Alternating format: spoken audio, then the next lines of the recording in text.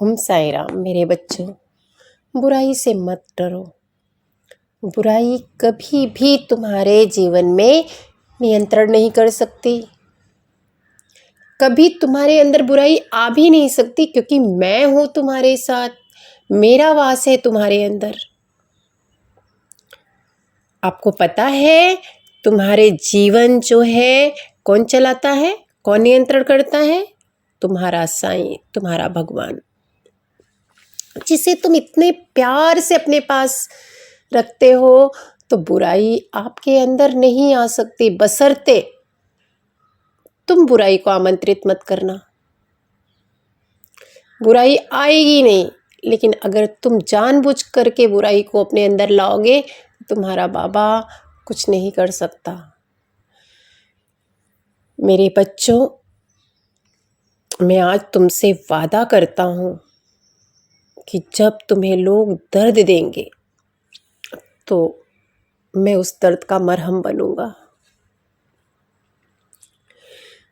जब तुम्हें लोग नीचा दिखाएंगे तब मैं तुम्हें बुलंदियों पर लेके जाऊंगा। और जब तुम्हें लोग शक की निगाह से देखेंगे तब मैं तुम्हें इंसाफ दिलाऊंगा।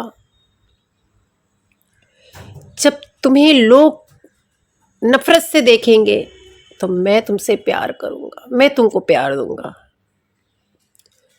चिंता मत करना, मैं हूं तुम्हारे साथ। हर एक चीज का इलाज करूंगा और मैं तुम्हें उस तख्त पे बिछाऊंगा, उस तख्त पे बिठाऊंगा कि जहां लोग पहुंचने के लिए बहुत बड़ी बड़ी हस्तियां तैयार रहती हैं, उस तख्त पे आपको बैठाऊंगा। मेरे बच्चे, मैं तुम्हें हर वक्त हर पल देख रहा हूँ। जय साईं। ओम साई राम। स्वास्थ्य अच्छा नहीं है, सर्दी हुई है, लेकिन ठीक है, बाबा का संदेश आप लोगों तक पहुंचाना है करके आ रही हूँ। आवाज़ जो है वो थोड़ा ख़राब है, लेकिन बाबा का संदेश आप लोग सुनिए। आवाज़ का क्या है, बाबा का माध्यम बनना है हमें।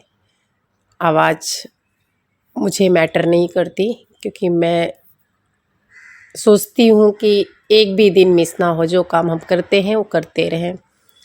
बस आप लोग से ये रिक्वेस्ट है कि ये वीडियो जो आप देखते हो, काफ़ी लोग इस दुनिया में ऐसे हैं जो टूट चुके हैं, जिनको इस वीडियो की ज़रूरत है। तो आप लोग भी भरसक कोशिश करिए कि इसे शेयर करिए, लाइक करिए, कमेंट करिए, जिससे कि ये ज़्यादा लोगों तक पहुंच पाए। और एक भाई जो थे हमारे, उन्होंने कमेंट किया था कि व्यूज़ बढ़ाने के लिए। तो मेरे भाई, मैं आपसे यही कहना चाहती हूँ कि मुझे व्यूज़ बढ़ाना होता अगर, तो मैं इसमें बहुत सारा एडिटिंग करती और बहुत सारा इसको अट्रैक्शन लेके आती, लेकिन इसमें बनावटी ज़रा भी नहीं रहता है।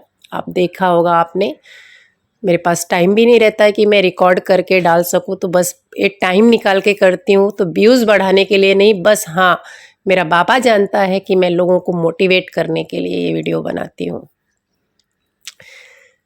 तो आपको पता होगा कि सोशल नेटवर्किंग में मैं बहुत सारे सोशल वर्क करती हूँ। अगर मैं चाहूँ अट्रैक्ट करना, व्यूज़ बढ़ाना या पैसे कमाना, तो मैं उसको इस पे डाल सकती थी वीडियोस, बट मैं नहीं डालती हूँ। तो आप लोगों से यही रिक्वेस्ट है कि खाली बेकार का कमेंट मत करिए बस, क्योंकि ये बाबा का संदेश है और ये बाबा का प्लेटफॉर्म है। तो आप लोग अपने विचार उस जगह रखिए जहाँ अच्छा लगे, ठीक है। कर्मों का फल हमें भोगना पड़ता है। आज भी बाबा ने कर्म के ऊपर ही संदेश भेजा है, क्योंकि गीता, पुराण, कोई भी शास्त्र उठा के देखो, वो कर्म से जुड़ा होता है। ज़्यादा से ज़्यादा जो वीडियोस मिलते हैं वो कर्म के ऊपर ही मिलते हैं। हमारे जो कर्म है, बाबा कहते हैं पहले उसको सुधारो। किसी को भी गलत कमेंट करके अपने कर्म को गंदा मत करो आप लोग। गीता में भी भगवान ने कहा है, बिना कर्म के कोई भी बच नहीं सकता, कर्म करना ही पड़ता है। आपको पता है पहले के ज़माने में सती प्रथा चलती थी, पति के साथ पत्नी को जला दिया जाता था वो, बट अभी वो नहीं है, बट पहले के ज़माने में चलती थी। आपको पता है जो कर्म हम करेंगे आज, वो घूम फिर के वो हमारे पास आता है। आपने गीता में देखा होगा वो चक्र घूमता है, यानी कर्म का पहिया वो घूम के फिर तुम्हारे सामने आ जाता है।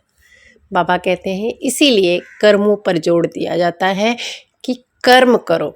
गीता में भी ज़्यादा से ज़्यादा श्लोक जो है वो कर्म के ऊपर दिया गया है, भक्ति के ऊपर दिया गया, ज्ञान के ऊपर दिया गया है।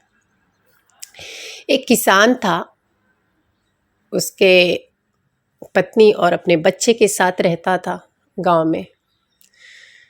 कुछ समय के बाद जो है किसान की पत्नी जो है वो मर गई और उसका बच्चा जो है 10 साल का था, वो अपने बच्चे को पाल रहा था। पालने में बहुत मुश्किलें आती हैं, जब ये सिंगल पेरेंट्स होता है तो बहुत तकलीफ़ें होती हैं, औरत को तो ज़्यादा ही तकलीफ़ होती है। तो किसान ने दूसरी शादी कर लिया, उससे भी उसको एक बच्चा पैदा हुआ, लड़का हुआ। धीरे धीरे समय बीतते गए, किसान ने अपने जो पहले पत्नी की लड़का था उसकी शादी कर दिया। शादी होने के बाद कुछ समय के बाद किसान अपने लड़के की शादी करने के बाद किसान की मृत्यु हो गई, वो मर गया थोड़े दिन के बाद। अब इसकी यानी कि जो किसान की पहली पत्नी उसका लड़का और इसकी दूसरी पत्नी का लड़का दोनों साथ रहने लगे। वो अपने छोटे भाई को बहुत प्यार करता था और साथ में रहता था। कुछ समय के बाद जो उसका छोटा भाई था, किसान के बड़े लड़के का छोटा भाई जो था, बीमार रहने लगा, तबीयत उसकी ख़राब रहने लगी, स्वास्थ्य बिगड़ने लगा। बहुत इलाज करवाया बट कुछ आराम नहीं मिल रहा था। धीरे धीरे धीरे धीरे पैसे खर्चे होने लगे। तो उसकी वाइफ ने बोला, यानी किसान के बड़े लड़के की वाइफ ने अपने पति को बोला कि इतना पैसा क्यों बर्बाद कर रहे हो, तो कोई तुम्हारा सगा भाई तो है नहीं, तुम्हारी सगी माँ का बेटा तो है नहीं, तो क्या मतलब है जब ठीक भी नहीं हो रहा है और पैसे भी खर्चे हो रहे हैं, तो इससे अच्छा है कि इसको जहर दे के हम लोग मार देते हैं। वह जो है उसकी बात से सहमत हो जाता है, गांव के वैद्य के पास जाता है, वैद्य को भी उसके बारे में सब बताता है, बोलता है तुम थोड़ा ज़्यादा पैसे ले लो लेकिन जहर की बोतल मुझे दे दो। वैद्य भी मान जाता है और उसको जहर दे देता है। लोग जहर लेके आते हैं और उसको खिला देते हैं, वो मर जाता है।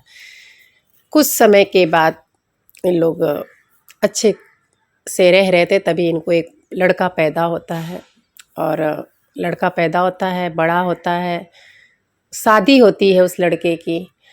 और जैसे ही शादी होती है उसके 1 साल के बाद से वो बीमार रहने लगता है, बहुत बीमार होने लगता है। अब सगा बेटा था, अब इसको तो जहर दे नहीं सकते हैं वो लोग, तो क्या करते हैं, बड़े से बड़े जो जहाँ बोलता था उस जगह पे ले जाते, जितना पैसा बोलता उतना खर्चा करते थे, बहुत ज़मीन जायदाद बेच करके और बेटे का इलाज करते थे। एक दिन बहुत उदास होकर बैठा हुआ था अपने बेटे के पास कि मैं अपने बेटे का तकलीफ़ अपने जीते जी नहीं देख सकता, भगवान ये क्या है, क्यों ऐसा कर रहे हो, किस जन्म का फल ये है, ये मुझे नहीं समझ में आ रहा है। तभी जो साथ में बैठा लेटा था पलंग पे बेटा और बोलता है, भाई हमारा हिसाब अब हो चुका है, केवल कफन और लकड़ी का हिसाब रह गया है और वो भी हो जाएगा और इसके बाद हमारा और आपका हिसाब चुकता हो चुका है। किसान का लड़का बोलता है ये शायद बीमारी की वजह से इसका दिमाग काम नहीं कर रहा है, इसके लिए बोलते मैं तेरा पिता हूँ, भाई नहीं। बोलते भाई शायद तुम भूल गए, मैं वही आपका भाई हूँ जिसे जहर दे के तुमने मारा था, और जितना मेरे हिस्से की ज़मीन थी, जायदाद थी, जिसके लिए तुमने मुझे जहर दे के मारा था, वह मैंने ले लिया, अपने इलाज में खर्चा करवा लिया, और अब जो बाकी है वो कफन में और लकड़ी में जलाने में काम आ जाएगी। अब मेरा हिसाब और आपका हिसाब ख़त्म। तो किसान का जो लड़का था वो रोने लगा, बोलता है कि मेरे तो ख़ानदान उजड़ गया, अब मेरा कुल में दीपक जलाने वाला भी कोई नहीं बचा, पूरा कुल हमारा सर्वनाश हो गया। और ठीक है, मैंने तो कर्म गलत किया था तो तुम भाई बेटा बन के आए और पूरा ज़मीन जायदाद आपने मेरा ले लिया और मेरा कुल का नाश कर दिया। लेकिन इस पत्नी ने जो अभी तुम्हारे साथ जला दी जाएगी, इस बेचारी ने क्या किया है? इसने तो कुछ गलत तुम्हारे साथ नहीं किया। तो वो बोलता है ये इसके साथ भी यही होना चाहिए, ये इसी के काबिल है। तुम्हें पता है ये वही वैद्य है जिसने जहर दिया था आपको मुझे मारने के लिए। मुझे बताओ कि जब मेरे मरने के कितने साल बाद वैद्य मरा? बोले कि तुम मरे उसके 2 साल बाद ही वो मर गया। बोले हाँ, तो अब ये औरत बन के आया है और मेरी पत्नी बनी और इसी वजह से इसने मुझे जहर दिया था मारने के लिए, तो अब ये मेरे द्वारा जला दी जाएगी, मेरे साथ जला दी जाएगी। तो कर्मों का फल हमें भोगना ही पड़ता है।